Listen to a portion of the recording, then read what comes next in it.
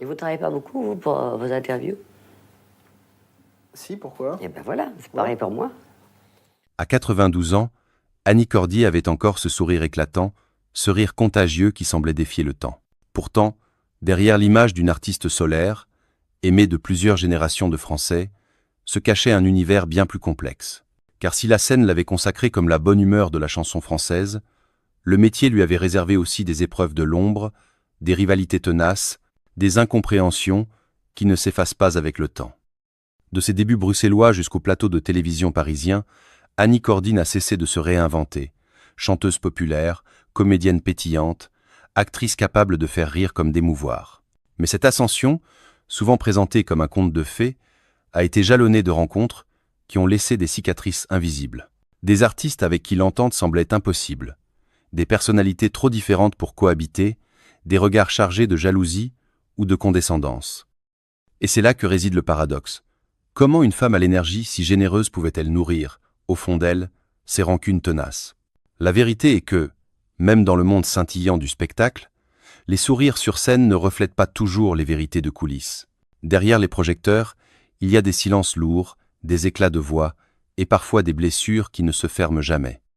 Dans ce récit, nous allons lever le voile sur 5 figures qui ont marqué, parfois douloureusement, la trajectoire d'Annie Cordy, 5 noms qu'elle ne pouvait tout simplement pas voir en peinture. 5 artistes qui, chacun à leur manière, ont incarné pour elle l'épreuve de la rivalité, de l'injustice ou du mépris. Bourvil, avec son humour tendre mais envahissant. Sacha Distel, l'éternel charmeur de la chanson légère. Lynn Renaud, rival de toujours sur les scènes de cabaret. Luis Mariano, prince des opérettes au duo parfois pesant. Et enfin Fernandel, colosse du cinéma comique dont les certitudes heurtaient son indépendance. Voici donc l'autre visage de la carrière d'Annie Cordy, moins connu mais tout aussi fascinant. Celui des combats silencieux et des inimitiés cachées, là où l'éclat des paillettes se teinte d'ombres persistantes. Numéro 5. Bourvil. Lorsque l'on évoque les années d'or du spectacle français, 2 visages surgissent immédiatement. Celui de Bourvil, maître incontesté du rire tendre, et celui d'Annie Cordy, tornade d'énergie et de fantaisie. À première vue, tout semblait les rapprocher.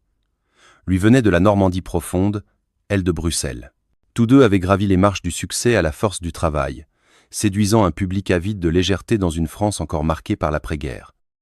Leur rencontre sur les plateaux et dans les studios aurait pu être celle d'un duo complice, 2 clones au cœur tendre, complémentaires dans leurs excès. Bourvil incarnait la maladresse touchante, l'homme du peuple qui faisait rire par sa naïveté assumée. Cordy, elle, apportait cette vivacité exubérante, cette joie brute qui illuminait la scène. Ensemble, ils semblaient destinés à faire jaillir des étincelles. Mais la réalité fut moins simple. Derrière les rires, une rivalité sourde s'est installée. Car si Bourvil avait cette aura d'artiste populaire respecté, parfois même célébré comme un poète du quotidien, Annie Cordy se sentait souvent réduite à un rôle d'amuseuse, la fille qui fait rire, sans que l'on mesure toute l'étendue de son talent. Chaque fois qu'il partageait un plateau, elle ressentait l'ombre de ce géant, une ombre qui semblait étouffer ses propres éclats. Dans les coulisses, leurs approches artistiques différaient profondément. Bourvil travaillait avec une précision presque artisanale, répétant inlassablement ses mimiques, cherchant la justesse du geste comique. Cordy, au contraire, privilégiait l'instinct, l'énergie spontanée, cette capacité à improviser dans l'instant. 2 manières d'aborder le spectacle qui, au lieu de se compléter, créaient des tensions invisibles. Ainsi, sous les applaudissements, une distance s'est creusée. Le public voyait 2 étoiles briller côte à côte. Mais Annie Cordy, dans son fort intérieur, savait que cette proximité professionnelle n'était qu'un trompe-l'œil. Derrière chaque sourire échangé, il y avait le poids d'une comparaison constante, une lutte silencieuse pour exister face à un colosse du rire qui ne laissait que peu d'espace aux autres. Ce qui aurait pu n'être qu'une simple divergence de méthode devint peu à peu une fracture plus profonde. Pour Annie Cordy, chaque apparition auprès de Bourvil ressemblait à une mise à l'épreuve. Elle sentait que les critiques, la presse comme le public, ne voyaient en elle qu'un complément exubérant, une étincelle décorative à côté du grand Bourvil. Elle rêvait pourtant de reconnaissance égale, de voir son jeu comique considéré avec le même sérieux. Dans les émissions de variété, cette tension éclatait parfois sous forme de gestes à peine perceptibles. Une réplique coupée trop vite, un regard fuyant, une blague qui laissait Annie sur le côté. Bourvil, Sans le vouloir ou peu, être avec une pointe de calcul occupait tout l'espace. Il était l'astre, et elle l'acolyte. Ce déséquilibre s'imposait comme une évidence aux yeux du public, mais dans le cœur d'Annie, il se transformait en blessure tenace.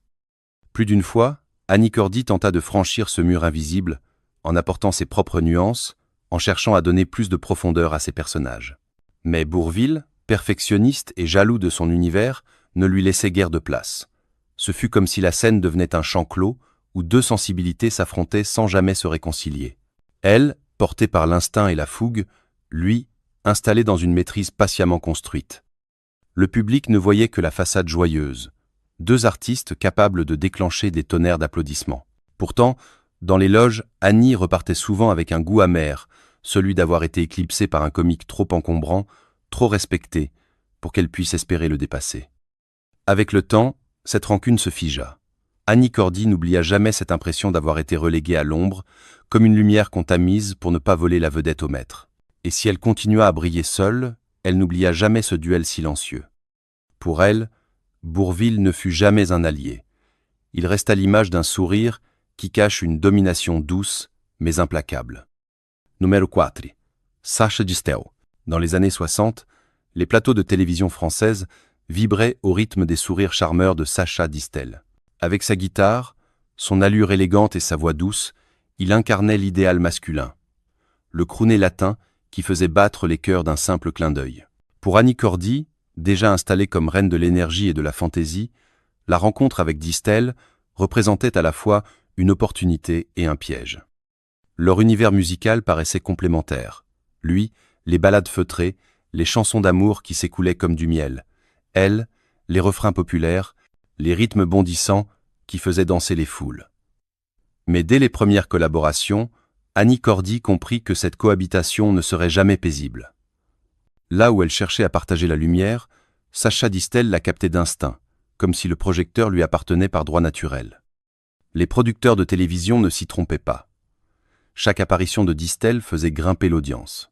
Et trop souvent, Annie Cordy se retrouvait cantonnée au rôle de faire-valoir comique, la note excentrique qui contrastait avec la séduction mesurée du crooner.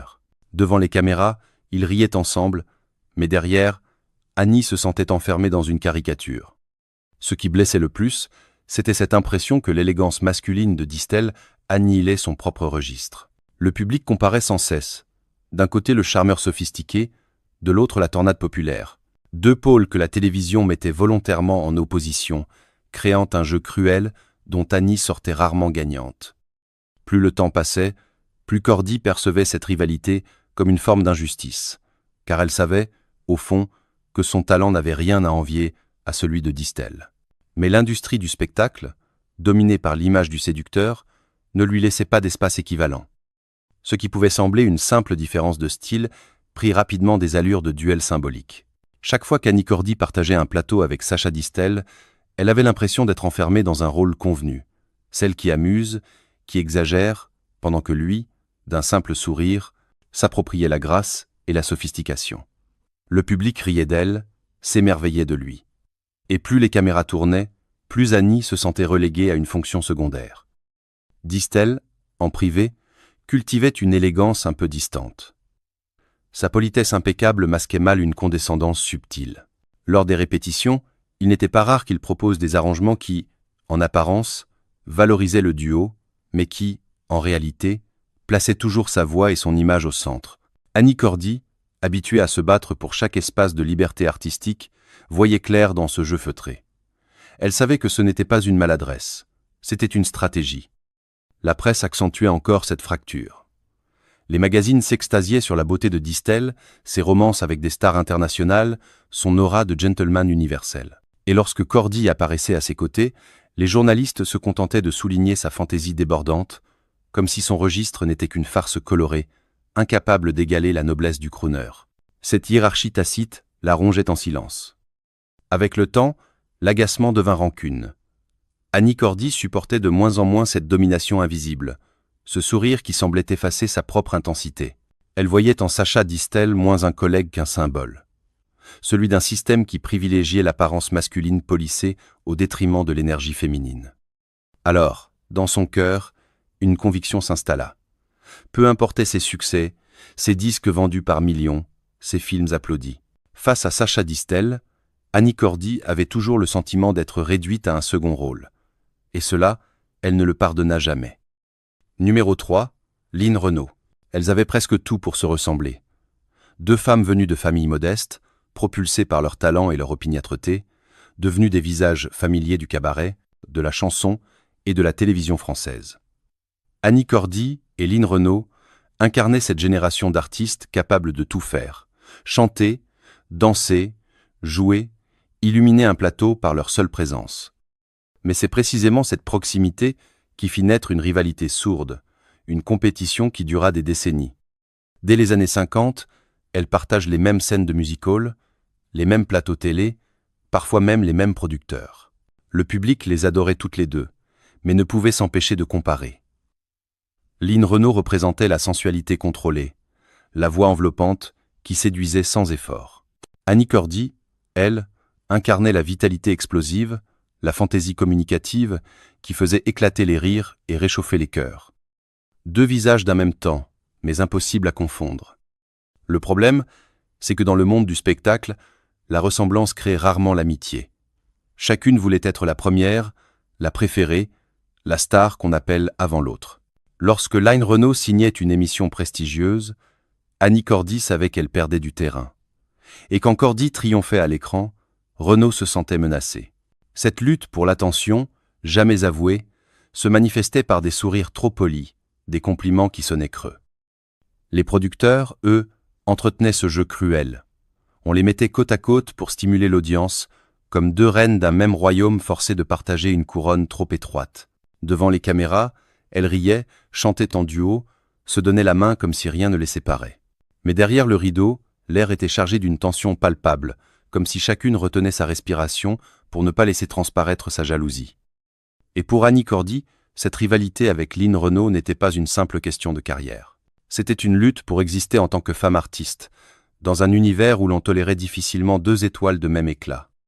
La rivalité entre Annie Cordy et Line Renaud prit une dimension plus intime à mesure que les années passaient. Les deux femmes, régulièrement invitées sur les mêmes plateaux, se retrouvaient face à un jeu cruel orchestré par les producteurs. On les opposait systématiquement, comme si l'une ne pouvait exister qu'au détriment de l'autre. Annie, avec sa spontanéité, ses rires francs et son énergie débordante, voyait en Line l'image d'une élégance calculée, parfaitement maîtrisée. Les tensions se faisaient sentir jusque dans les répétitions. Line Renaud avait l'habitude de poser sa voix avec un professionnalisme impeccable, exigeant un cadre précis. Annie Cordy, plus instinctive, improvisait volontiers, cassant le rythme prévu. Ces différences d'approche, loin de créer une complémentarité, accentuaient l'incompatibilité. Ce qui devait être une collaboration devenait un champ de bataille silencieux. Le public, souvent, ne percevait rien de cette lutte de coulisses. Les téléspectateurs applaudissaient les duos, riaient des échanges complices. Mais les confidences glissées après coup révélaient une toute autre vérité. Dans l'intimité des loges, Annie n'acceptait pas la manière dont Line s'imposait subtilement, comme si son élégance devait toujours primer sur l'exubérance des autres. Pour elle, chaque sourire de Renaud sonnait comme une provocation.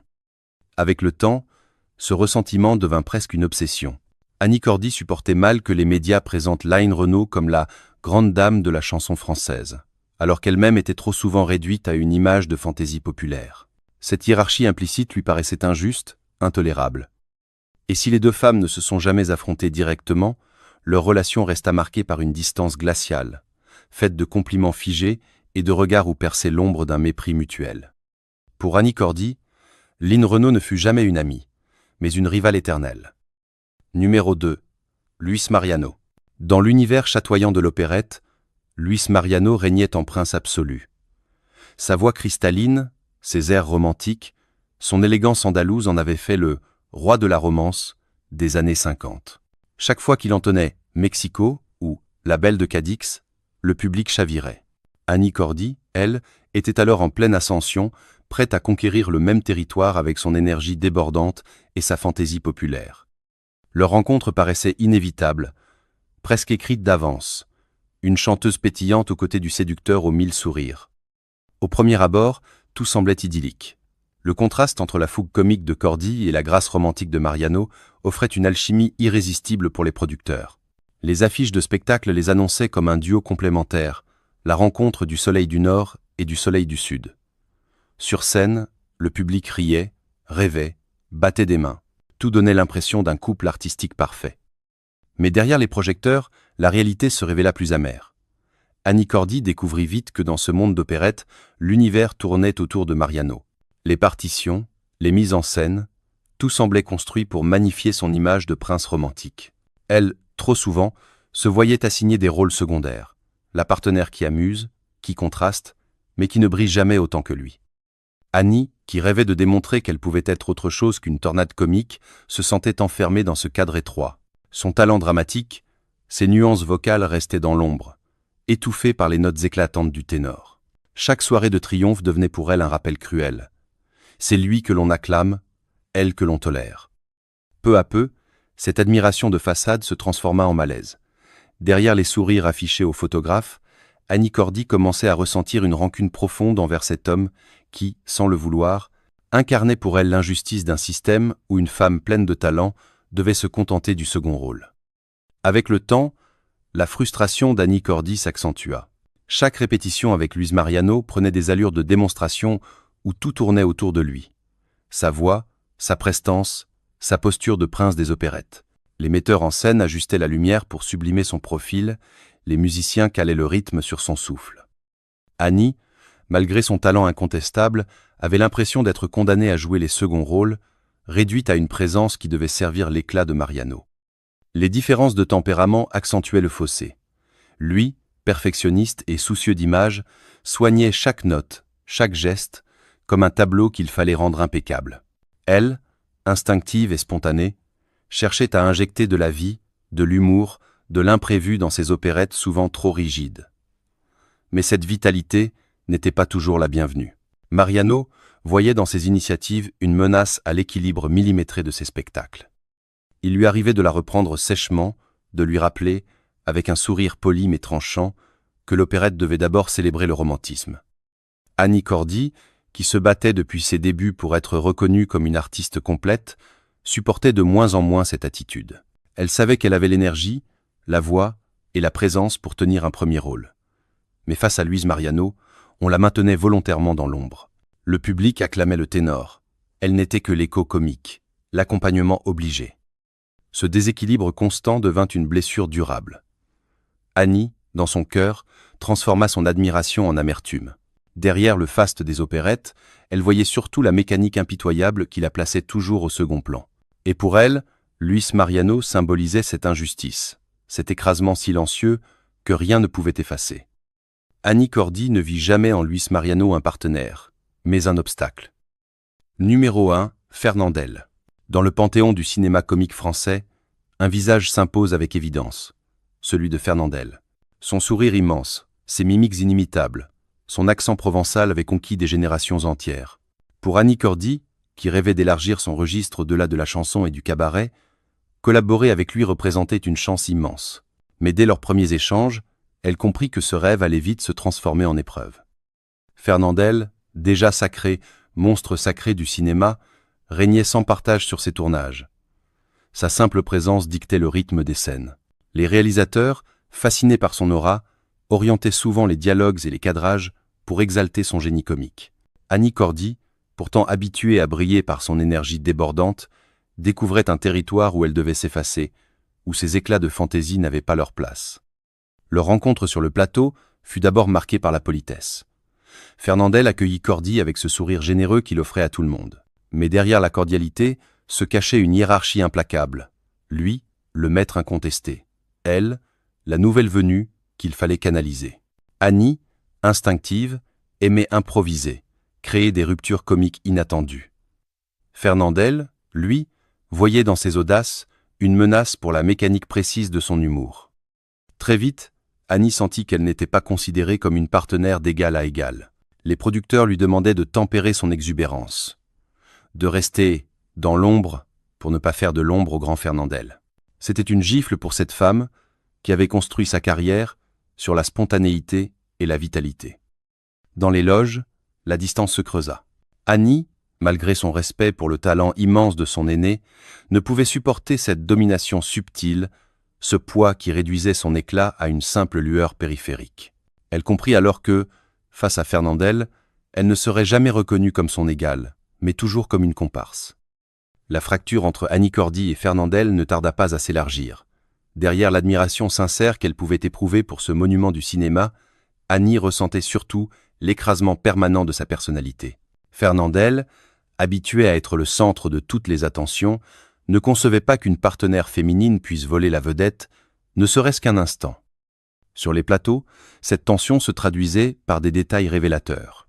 Lorsqu'Annie improvisait une réplique pleine de verve, Fernandel trouvait aussitôt un moyen de reprendre la main, d'imposer son rythme, de ramener l'attention vers lui.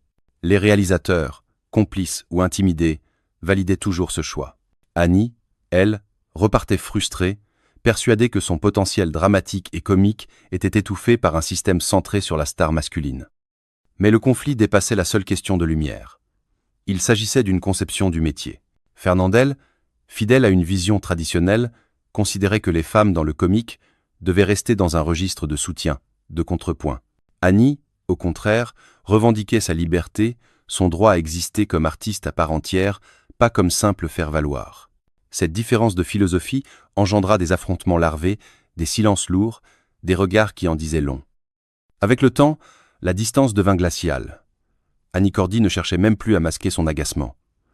Elle voyait dans l'attitude paternaliste de Fernandel non pas un signe d'expérience, mais un mépris déguisé. Ce sentiment ne fit que renforcer sa détermination à tracer sa propre voie, loin de cette domination qui l'insupportait. Ainsi, derrière le masque souriant de leur collaboration, se cachait une vérité bien plus âpre. Annie Cordy n'oublia jamais la manière dont Fernandel avait minimisé son éclat. Pour elle, il resta moins un maître admiré qu'un colosse qui avait tenté de la reléguer au silence. Et dans son souvenir, Fernandel ne fut jamais un allié, mais une ombre écrasante qu'elle refusa d'aimer. À la fin de sa vie, dans sa maison de Vallauris, Annie Cordy demeurait cette femme solaire, toujours prête à lancer une plaisanterie, à chanter une ritournelle qui faisait sourire même les plus mélancoliques. Mais derrière le rire, elle portait aussi le poids des luttes invisibles, des rivalités qui avaient jalonné son chemin. Bourvil, Sacha Distel, Lynn Renaud, Luis Mariano, Fernandel, 5 noms qui avaient marqué sa mémoire de blessures tenaces, 5 visages qu'elle ne pouvait tout simplement pas voir en peinture. Pourtant, ce qui subsiste aujourd'hui, ce n'est pas l'amertume de ses confrontations, mais la lumière de son héritage. Annie Cordy a prouvé qu'une femme pouvait s'imposer dans un univers dominé par des figures masculines, qu'elle pouvait exister par sa force, sa générosité et son instinct. Elle a ouvert une voie, bruyante et colorée, à toutes celles qui viendraient après elle. Ses chansons populaires, de Tata Yo-Yo à La Bonne du Curé, résonnent encore comme des éclats de joie pure. Ses rôles au cinéma, souvent empreints d'une humanité touchante, rappellent que derrière l'exubérance se cachait une actrice sensible, capable de nuances profondes. Et ses apparitions à la télévision, toujours empreintes d'humour, continuent d'habiter la mémoire collective. Annie Cordy est partie comme elle a vécu, sans détour, avec sincérité, laissant derrière elle une trace indélébile. Les inimitiés n'étaient que l'ombre portée d'une carrière flamboyante. Ce qui demeure, c'est une icône populaire, une étoile qui a refusé de s'éteindre, une femme qui transforma chaque scène en une fête de vie.